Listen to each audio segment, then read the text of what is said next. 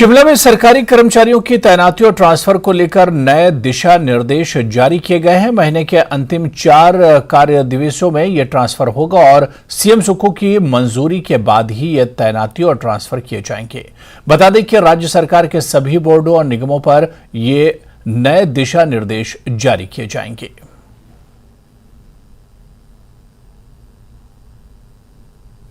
सोलन में आईईसी विश्वविद्यालय का 5वां दीक्षांत समारोह आयोजित हुआ। इस दौरान स्वास्थ्य मंत्री धनीराम शांडिल मौजूद रहे। अपने संबोधन में शांडिल ने छात्रों से आह्वान किया कि वो प्राप्त विद्या का उपयोग जनहित में करें ताकि उनकी शिक्षा और अनुभव देश और प्रदेश के विकास को पुष्ट कर सके। साथ ही उन्होंने कहा कि शिक्षा अच्छे दिनों का गहना है और मुश्किल समय की आश्रय शक्ति है। शिक्षा युवाओं को परिपक्व बनाकर उनके भविष्य का मार्ग प्रशस्त करता है। आएगी और जब हम कैसे लोगों को पकड़े तो उनको सख्त कार्रवाई की जाएगी और हम चाहेंगे कि एक अच्छी प्रकार की दवाई हो, गरीब आदमी भी उसको खरीद सके, खरीदी जा सकती। और यही इंश्योर करने के लिए हम एक जो अपना भी बना रहे हैं, आपने देखा होगा हमने प्रोक्योरमेंट बोर्ड किया है, मैं खुद उसको हेड करूँगा।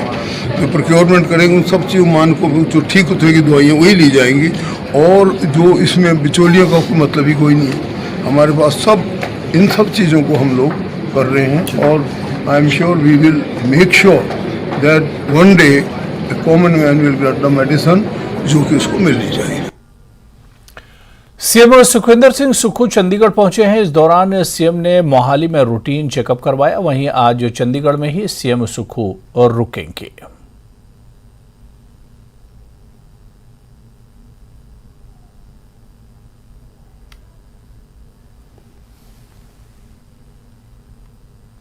मंडी में G20 S20 सम्मेलन का आज 5वां दिन है और इस मौके पर राज्यपाल शिव प्रताप मौजूद रहे। इस अवसर पर एक सम्मेलन आयोजित किया गया और सम्मेलन की थीम समाज के लिए प्रौद्योगिकी रही और विषय को लेकर विभिन्न वक्ताओं की ओर से अपने विचार साझा किए गए। इस दौरान राज्यपाल शिव प्रताप शुक्ल ने कहा कि प्रौद्योगिकी का समाज में सही इस्तेमाल किया जाना जरूरी है और इसे सकारात्मक तरीके से प्रयोग में लाने से संस्कृति पर किसी भी प्रकार कोई असर नहीं पड़ेगा। साथ ही कहा कि वृक्षों में जान होने और उनके द्वारा सांस लेने की बात भी भारत के वैज्ञानिकों ने ही सिद्ध की है। लगता है कि टेक्नोलॉजी का जिस प्रकार से विकास हो रहा है उसको सकारात्मक भाव से अगर देखेगा तो कहीं भी आपके संस्कृति पर हमला नहीं होगा, लेकिन उसको विकृत रूप कोई देने का प्रयत्न करेगा तभी संस्कृति पर हमला हो सकता है। अन्यथा भारत की टेक्नोलॉजी जिस प्रकार से बढ़ रही है अब तो विश्व के लोग भी भारत की टेक्नोलॉजी से सीख रहे हैं। तो मैं नहीं समझ रहा हूँ कि किसी ने यह कहा होगा कि वृक्षों में भी जान होती है, वृक्ष भी सांस लेते हैं, वृक्ष भी समझते हैं, लेकिन इसी देश के वैज्ञानिक ने इस बात को सिद्ध कर दिया। शिमला में मुख्य मार्ग सर्कुलर रोड को चौड़ा करने की कवायद शुरू हो गई है। इसके लिए सीएम के निर्देश पर पीडब्ल्यूडी मंत्री विक्रमादित्य सिंह ने एक बैठक की जिसमें शिमला शहर के विधायक, डीसी, एसपी और नगर निगम शिमला के कमिश्नर मौजूद रहे। बैठक में कार्ट रोड को चौड़ा करने की संभावनाओं पर विचार किया गया। साथ ही पार्किंग निर्माण पर चर्चा की गई। विक्रमादित्य सिंह ने कहा कि शहर का निरीक्षण किया जाएगा।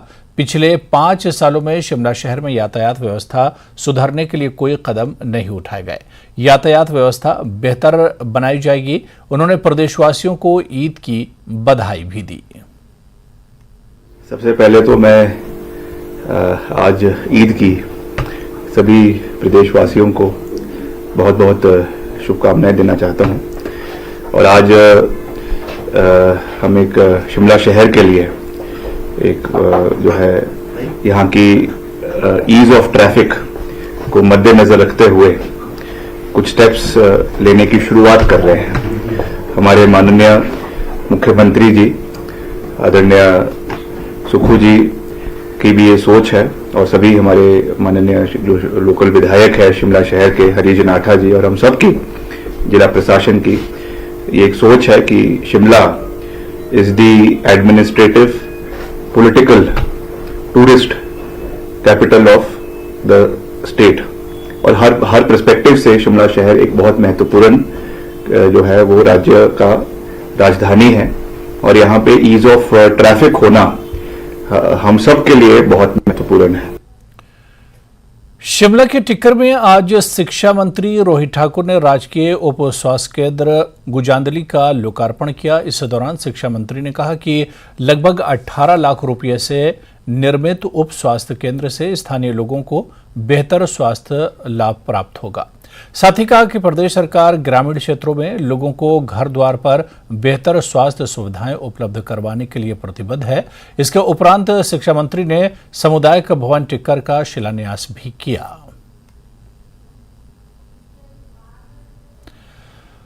भाजपा के मुख्य प्रवक्ता और श्री नैना देवी जी से विधायक रणधीर शर्मा ने कांग्रेस पर हमला बोला और शराब माफिया के दबाव में काम करने का आरोप लगाया। उन्होंने कहा कि मार्च महीने के बाद हिमाचल प्रदेश में नई जगहों पर शराब के ठेके खुले हैं। इसके लिए कई जगह पंचायतों से एनओसी भी नहीं ली गई। जो नियम सरकार ने बनाए हैं वो पूर्ण रूप से शराब माफिया को लाभ देने के लिए हैं। के खिलाफ अभियान उनका जो है वो नौटंकी ही तो नहीं है, कहीं वो अभियान नौटंकी बनकर ना रह जाए। इसलिए भारतीय जनता पार्टी की मांग है कि वर्तमान कांग्रेस सरकार मुख्यमंत्री सुखविंदर सिंह सुक्खू शराब माफिया पर नकेल कसे और इस तरह जो जगह जगह ठेके खुल रहे हैं, हम देख रहे हैं नेशनल हाईवे पर ठेके खुले। आप हैरान होंगे, कीरतपुर मनाली 4 लेन अभी उद्घाटन नहीं हुआ, अभी उस 4 लेन पर चाय की दुकानें नहीं है, परंतु शराब के ठेके खुल गए, जगह जगह खुल गए हैं। इस तरह से क्या वो नियमों के तहत खुले हैं, क्या वो परमिशन लेकर खुले हैं? हमारी मांग है कि सरकार इसकी जांच करे और इसके लिए जो कोई पॉलिसी है उस पॉलिसी का तहत ही जो है ठेके खुलने चाहिए और उस पॉलिसी की स्ट्रिक्टली इम्प्लीमेंटेशन होनी चाहिए। और चंबा से इस वक्त बड़ी खबर और दुखद खबर आ रही है। चंबा जोत मार्ग पर कार में आग लगी है। जिंदा जलने से बीएसएफ जवान की दर्दनाक मौत हुई है। पिछली रात करीब 1 बजे ये हादसा हुआ था। नूरपुर के गांव गेही निगोड का रहने वाला ये मृतक है। मौके पर पहुंची पुलिस पोस्टमार्टम के बाद शव परिजनों के हवाले किया जाएगा। फिलहाल आगे की कार्रवाई की जा रही है। तो कितनी बुरी तरह से ये कार जली है और आपको बता दें कि जोत मार्ग पर कार में यह आग लगी थी। जिंदा जलने से बीएसएफ जवान की दर्दनाक मौत हुई है। बुरी तरह से इस कार में अचानक आग लग गई थी और बीएसएफ का जवान इसी कार में फंसकर जल गया था और जिंदा जलने से बीएसएफ जवान की मौत हो गई थी। कल रात की यह घटना बताई जाती है। पोस्टमार्टम के बाद शव परिजनों के हवाले किया गया है। फिलहाल आगे की कार्रवाई की जा रही है। तो दर्दनाक हादसा पेश आया है चंबा से, जहां पर जोत मार्ग पर कार में आग लगी है और जिंदा जलने से बीएसएफ के जवान की दर्दनाक मौत हुई है। कितनी भयानक ये आग लगी थी इस गाड़ी में, तस्वीरों के जरिए आप खुद देख सकते हैं, जिसमें बुरी तरह से गाड़ी जलकर खाक हो गई है। हिमाचल में जल्दी ही एनटीटी शिक्षकों की भर्ती शुरू होने वाली है, जिसके लिए सुक्खू सरकार की ओर कवायद शुरू की जा चुकी है। समग्र शिक्षा अभियान के राज्य परियोजना अधिकारी राजेश शर्मा ने पंजाब शिक्षा विभाग के अधिकारियों के साथ बैठक की। चंडीगढ़ में हुई इस बैठक में पंजाब में एनटीटी भर्ती के मॉडल की स्टडी की गई। पंजाब में भर्ती के लिए क्या नियम है, क्या वहां भी ब्रिज कोर्स करवाया गया था, इस पर चर्चा की गई। वहीं समग्र शिक्षा अभियान के राज्य परियोजना अधिकारी राजेश शर्मा शुक्रवार को एनसीटीई के अधिकारियों के साथ बैठक करेंगे और हिमाचल केंद्र के समक्ष अपना पक्ष रखेगा। इसके बाद ब्रिज कोर्स की अनुमति मिलेगी।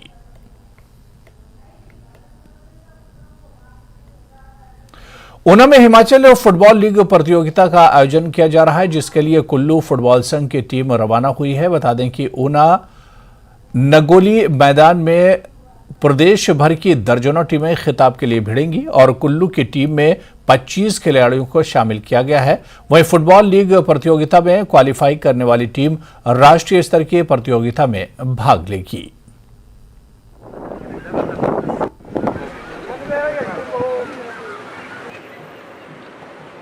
हिमाचल फुटबॉल लीग, और ये 45 दिनों तक चलेगी उन्ना में। और इसमें हमारी कुल्लू से फुटबॉल टीम जा रही है। तो मैं जो हमारा फुटबॉल संघ कुल्लू है वो यही चाहता है कि युवा वर्ग नशे से दूर रहे और खेलों की तरफ ध्यान दे। तो ये जो टीम है ये 45 दिनों तक वहीं पे रहेगी। तो हमारी इन खिलाड़ियों से यही कामना है कि अच्छे खेलें और कुल्लू का नाम रोशन करके आएँ। देहरा में बीजेपी के पूर्व मंत्री रमेश धवाला ने टिफिन अभियान के तहत बीजेपी कार्यकर्ताओं और पदाधिकारियों के साथ मिलकर लंच किया। अपने अपने घर से लाए टिफिन से रोटी एक दूसरे के साथ बांटकर खाई। इसकी शुरुआत अभी हाल ही में बीजेपी के राष्ट्रीय अध्यक्ष जेपी नड्डा ने की थी, जिसके बाद पूरे देश में कार्यकर्ता नए ढंग से लोकसभा चुनाव के प्रचार प्रसार में जुटे हैं। इस दौरान रमेश धवाला ने बताया कि हाईकमान के आदेश से टिफिन अभियान शुरू किया गया है। साथ ही कहा कि पीएम मोदी देश के लिए क्यों जरूरी हैं और कांग्रेस के झूठ को जग जाहिर करने के लिए ये अभियान शुरू किया गया है। आज हमारे जो संयुक्त कार्यक्रम था और जो हमारे 7 मोर्चे हैं, महिला मोर्चा, किसान मोर्चा, युवा मोर्चा, ये सारे मोर्चे के पदाधिकारी जो थे आए थे और यहाँ लगभग 100 के लगभग हमारे कार्यकर्ता और जो हमारे मोर्चे प्रकोष्ठ हैं उनके पदाधिकारी व अध्यक्ष जो हैं वो आए हुए थे। तो मैं उनका भी धन्यवाद करता हूँ और आपके चैनल का भी धन्यवाद करता हूँ कि आज का जो कार्यक्रम था, एक तो टिफिन एक कार्यक्रम था और बड़ा उसमें हमें आनंद भी आया। हमने सभी ने अपना अपना टिफिन घर से लाए थे और पार्टी का आदेशानुसार हम यहाँ पे आज जो है वो मीटिंग भी की। सारे जो मोर्चे प्रकोष्ठ थे उनके पदाधिकारियों व अध्यक्षों के साथ मीटिंग भी की और उसके बाद हमने अपना अपना जो भोजन हम घर से लाए थे हमने मिल बैठ करके बड़े प्यार से और हमें भी बड़ी एक मतलब प्रसन्नता हो रही थी कि हम सभी अपने अपने घर से जो सब्जी रोटी लाए थे वो हमने यहाँ पे बांट के जो है वो खाई है। तो इसलिए ये पार्टी का कार्यक्रम है क्योंकि हमारे जो मोर्चे प्रकोष्ठ हैं इनमें संवाद होना चाहिए, हमारा पार्टी में संवाद होना चाहिए। उसका मेन उद्देश्य ये है कि अब हम मिल बैठ करके जो भी काम करेंगे। मंडी के सुंदरनगर में पेयजल शुद्धता सुनिश्चित करने और लोगों को जागरूक करने के लिए जल शक्ति विभाग मंडल कार्यालय जल्द ही शहरी क्षेत्र में लगभग 25 से 30 लाख रुपए की लागत से real time water quality monitoring system स्थापित किया जा रहा है। इसमें पानी को मानव रहित सेंसर आधारित टेक्नोलॉजी का उपयोग कर टेस्ट किया जाएगा। ये बात जिला मंडी जल शक्ति विभाग के मंडल सुंदरनगर के अधिशासी अभियंता इंजीनियर रजत गर्ग ने मीडिया से औपचारिक बातचीत के दौरान कही। उन्होंने कहा कि जल शक्ति मंडल के तहत बरसात के मौसम में पेयजल शुद्धता को सुनिश्चित करने के लिए पूर्व में ही विशेष अभियान के तहत 470 पानी के टैंकों को साफ किया जा चुका है। इसके अलावा विभाग के कर्मचारियों को समय समय पर पानी की क्लोरिनेशन करने के आदेश भी दिए गए हैं। सुंदरनगर शहर के लिए जैसा आप जानते हैं कि हमने अभी 2 वर्ष पहले ही हमने उठाऊ पेयजल योजना सुंदरनगर का निर्माण किया है BSL रिजर्वायर से। तो इसकी शुद्धता को हम इंश्योर करने के लिए हमने लगभग 6 करोड़ की लागत से वाटर ट्रीटमेंट प्लांट जो rapid filtration based water treatment plant है उसका निर्माण किया है और जो कि बड़ा एफिशिएंटली काम कर रहा है। इसके अलावा हमने सुंदरनगर शहर का जो ट्रीटेड पानी है इसकी टेस्टिंग जो है हमारे यहाँ पे रोजाना की जाती है। लगभग 3 से 5 सैंपल जो है शहर के विभिन्न क्षेत्रों से कलेक्ट किए जाते हैं और हमारी NABL एक्रेडिटेड लैब है उसमें उनकी रोज सैंपलिंग की जाती है। नूरपुर के जसूर में विशाल सफेदी का पेड़ जड़ के साथ अचानक वहां बने खोखो और रोड पर गुजर रही कार पर गिर गया। गनीमत रही कि कोई बड़ा हादसा नहीं हुआ, जिसका मुख्य कारण कुछ लोगों ने पेड़ गिरने की आवाज सुन ली थी और उन्होंने रोड पर आवाजाही को रोकने की कोशिश भी शुरू कर दी थी। लेकिन फिर भी एक कार पेड़ से नीचे आ गई और कार में बैठे लोगों को सुरक्षित बाहर निकाला गया। दुकान पे आ ही रहा था, सवेरे 9:15 का टाइम था, तो मैं अभी बाहर ही निकल रहा था। ऊपर से कुछ आवाज़ सी आ रही, मैं देखा तो पेड़ नीचे गिर रहा था। पेड़ नीचे गिरा तो 2 गाड़ियों को हमने रोका, तीसरी गाड़ी उसके जद में आके उनके ऊपर गिरी, मगर ये है कि वो बच गए सब। अब ये है कि नुकसान तो दुकानों का भी हुआ है, तो एक तो ठोके नीचे आ गए इसके नीचे, और दुकान की छड़ें टूट गई है, और बाकी वो जो बंदे हैं वो बच गए।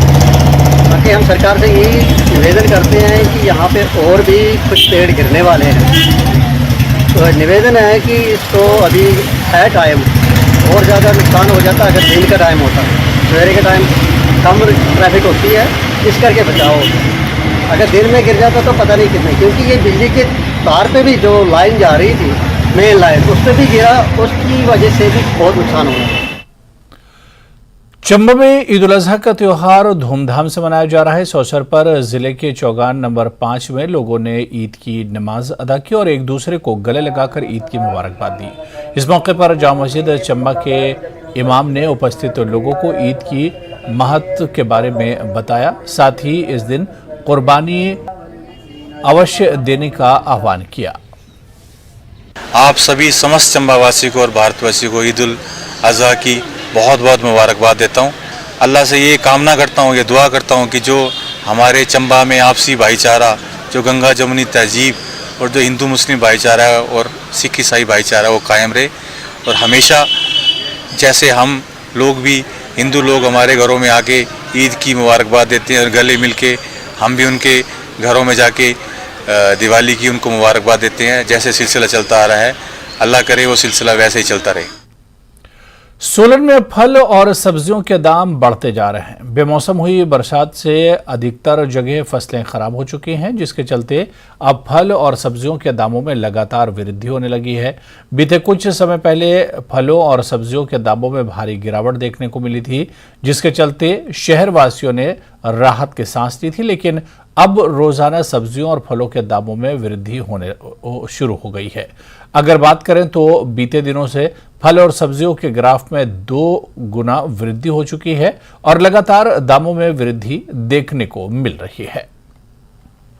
इस टाइम मतलब जो टमाटर हमारा 400-500 रुपए क्रेट आ रहा था, वो इस टाइम 1500 रुपए 1700 रुपए क्रेट टमाटर का आ रहा। दाम तो दुगने तिगने हो गए होलसेल रेट में।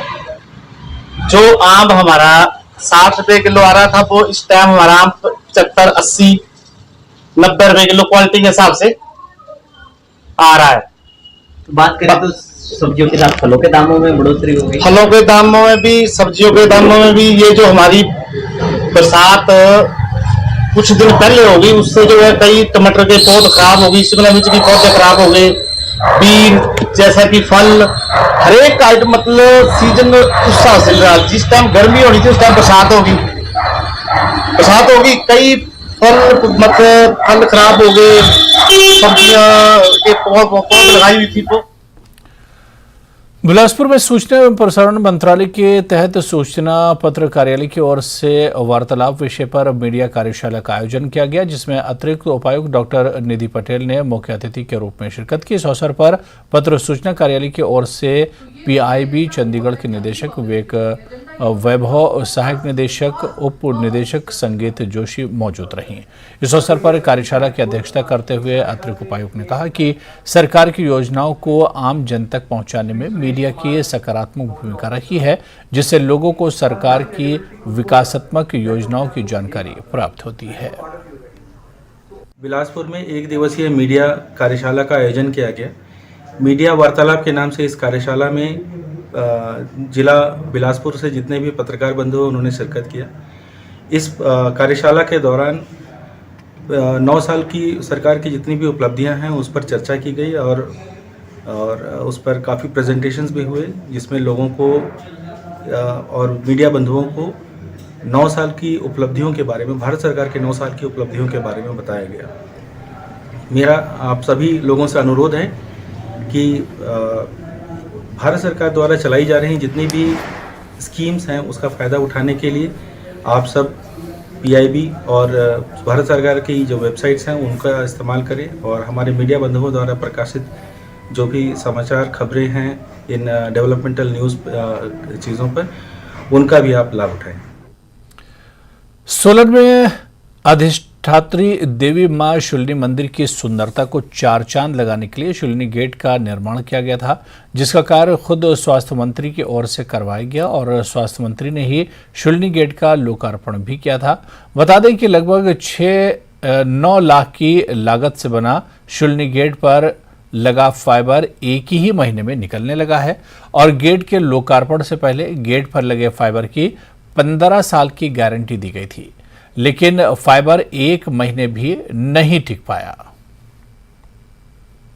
इस गेट पे 8 से 9 लाख रुपया खर्चा हुआ है, तो अगर इतना पैसा इस पे लगाया गया है तो इतने पैसे की वैल्यू आप देखिए कि 15 दिन के अंदर ही इसके जो परतें हैं वो उखड़नी शुरू हो गई है। तो ये गारंटी क्या सिर्फ 15 दिन की गारंटी थी? जिसने भी इस कंपनी ने इसको बनाया और जिसने इसका उपयोग किया उसको बुलाकर इस गेट को सही करना चाहिए और उनसे पूरा हिसाब लेना चाहिए कि ये इतने पैसे का इस गेट में क्या काम था कि 9 लाख रुपया जो जनता जो वहाँ के लोग बता रहे हैं उनसे सुना है, तो क्या इसमें 9 लाख रुपया एक्चुअल में ही लगा है, इसका भी पता लगाना बहुत जरूरी है। नालागढ़ में जमीनों की रजिस्ट्री से लेकर इंतकाल की रिपोर्ट के एवज में पटवारियों पर पैसा वसूलने का दबाव बनाया जा रहा है, जिसका खुलासा नालागढ़ पटवार सर्किल में तैनात एक पटवारी ने किया। पटवारी ने नालागढ़ की तहसीलदार निशा आजाद से तंग आकर उपायुक्त सोलन को एक शिकायत पत्र भेजा है, जिसमें तहसीलदार पर इंतकाल के एवज में पैसा लेने का दबाव और अभद्र भाषा का प्रयोग कर बदतमीजी का गंभीर आरोप लगाया है। इन आरोपों पर उपायुक्त सोलन मनमोहन शर्मा ने कहा कि मामला संज्ञान में आया है, इसमें हर तथ्य की निष्पक्षता से जांच की जाएगी। बहुत ही बदतमीजी से बात की। उस दौरान वहाँ पे एक पटवारी और थी, वो रेडू झिटवाला के पटवारी हैं, ये आप उनसे भी कंफर्म कर सकते हैं। बाकी वहाँ पे सीसीटीवी भी फुटेज भी है, अगर वो चलाई होगी उन्होंने तो उस टाइम ऑन रहता है, वैसे तो उसमें भी आप चेक कर सकते हैं। सारी फीस तो इसकी पहले 2 रुपये होती थी, 4 रुपये होती थी, वो तो अब बढ़ाई 50 रुपये, वो उसका मैटर नहीं है। अब वो तो सर क्लियर नहीं बताते, कभी ना बोलते हैं, बाकी वो समझते ही सब कि कभी किसी बदतमीजी से बात की है। अफसर कोई भी काम देते हैं शाम को देते हैं, शाम की ड्यूटी के बाद देते हैं, तब भी हम काम करते हैं और ऊपर से हमारे से फिर इस तरह से व्यवहार किया जाता है। तो आज ये पत्र व्हाट्सएप के माध्यम से मुझे प्राप्त हुआ है, जो भी उनने आरोप लगाए उसकी हम छानबीन कराएंगे और क्या तथ्य है उसके बारे में हम जल्दी ही पता करेंगे अपने जो हमारे रेवेन्यू ऑफिसर्स है। देहरा में सड़क पर जमा पानी पर नाव चलाकर प्रशासन और सरकार के खिलाफ विरोध प्रदर्शन किया। असल में भारी बारिश के बाद यहां के डाडासिबा बाजार में सड़कें तालाब बन गई हैं, जिससे लोगों को भारी परेशानी हो रही है। दुकानों के अंदर पानी घुसा है और पानी निकासी का कोई इंतजाम नहीं किया जा रहा है, जिससे नाराज दुकानदारों ने सड़क पर तनाव लेकर विरोध जाहिर किया।